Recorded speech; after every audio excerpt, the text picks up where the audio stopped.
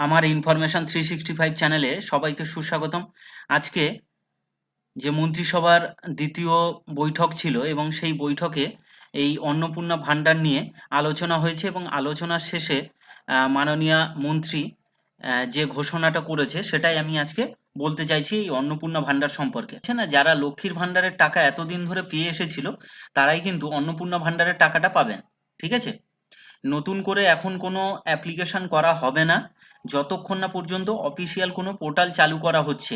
তো নতুন করে যদি অ্যাপ্লিকেশন না করা হয় তাহলে যারা এতদিন ধরে যে লক্ষ্মীর ভান্ডারের টাকা পাচ্ছিল যারা, তো তারাই কিন্তু এই অন্নপূর্ণা ভান্ডারের টাকাটা পাবে। ঠিক আছে?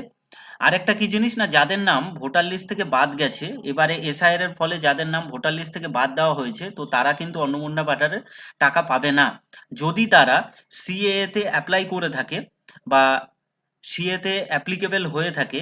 তাহলে সেক্ষেত্রে কিন্তু অন্নপূর্ণা ভান্ডারের টাকা দেবে যদি তাদের এই লক্ষ্মী ভান্ডার টাকা এতদিন ধরে পেয়ে এসে থাকেন। তো সেক্ষেত্রে তারা কিন্তু অন্নপূর্ণা ভান্ডারের টাকা পাবে।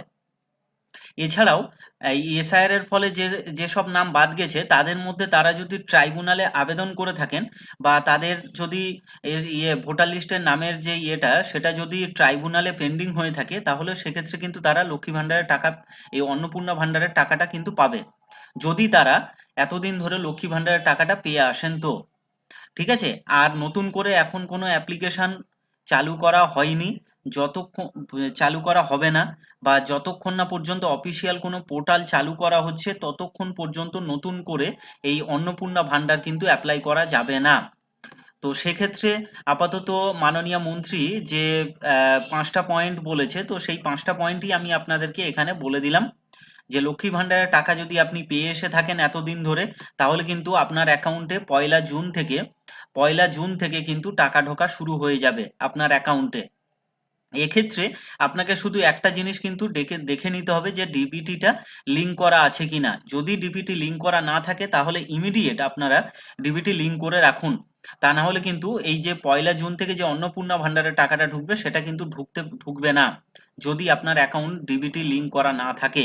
তো ডিবিটি লিঙ্কটা করবেন কিভাবে না, আপনারা যে কোনো একটা ব্রাউজার নিয়ে নেবেন, নিয়ে নেওয়ার পরে সার্চ বারে সার্চ করবেন npci.org.in, এই কথাটা লিখে সার্চ করবেন। করলেই দেখবেন প্রথমে একটা ওয়েবসাইট, দেখুন এইরকম একটা ইন্টারফেস আসবে যেখানে প্রথমেই লেখা আছে দেখুন এনপিসিআই। তো এই যে আছে এটার উপর ক্লিক করবেন, করলেই এরকম একটা পেজ খুলে যাবে। পেজ খুলে যাওয়ার পরে দেখুন ওপরের দিকে অ্যাবাউট এনপিসিআই, কাস্টমার, বিজনেস আর হচ্ছে স্ট্যাটিস্টিক্স। তো কাস্টমারের উপর আপনি ক্লিক করবেন, করলেই দেখবেন এরকম একটা অপশান খুলে যাবে যেখানে দেখবেন get help learning centre officer. তো গেট হেল্পের এখানে দেখুন লেখা আছে দেখুন ভারত আধার সিডিং এনাবেল। তো এই অপশানটাই ক্লিক করবেন। দেখুন এই রকম একটা পেজ খুলে যাচ্ছে, তার মানে এনপিসিআই দিয়ে কিন্তু খোলা যাচ্ছে না। তো এইবারে আরেকটা পদ্ধতি আছে যে পদ্ধতিতে আপনি জানতে পারবেন যে আপনার অ্যাকাউন্টটা ডিপিটি লিঙ্ক করা আছে কিনা। তো সেটা জানার জন্য আবার এই সার্চ বারে সার্চ করবেন মাই আধার ইউআইডিএআই, এই যে দেখুন uidai.gov.in, এই ওয়েবসাইটে এইরকম একটা পেজ খুলে যাবে। প্রথমেই দেখবেন মাই আধার ইউআইডিএআই লেখাটা থাকবে, তো এটার উপর ক্লিক করবেন, করলেই দেখবেন এরকম একটা পেজ খুলে যাবে। তারপরেই দেখুন এখানে ওয়েলকাম টু আধার, এখানে এই যে লগ ইন বলে অপশানটা আছে এটার উপর ক্লিক করবেন, করলেই দেখবেন এরকম একটা অপশান খুলে গেছে যেখানে এন্টার আধার নাম্বার আর ক্যাপচার কোড দিয়ে এটা লগ ইন করতে হবে। তারপর ক্যাপচার কোডটাও দিয়ে দিতে হবে একই রকম ভাবে। এখানে লগ ইন উইথ ওটিপি, একটা মোবাইলে একটা ওটিপি আসবে, ওটিপিটা এখানে এন্টার করতে হবে, দেওয়ার পর তারপর লগ ইন করতে হবে। করলেই দেখো এরকম একটা অপশান খুলে গেল। আধার কার্ডের যে সার্ভিসটা আছে সেখানে আপনি ঢুকে গেলেন।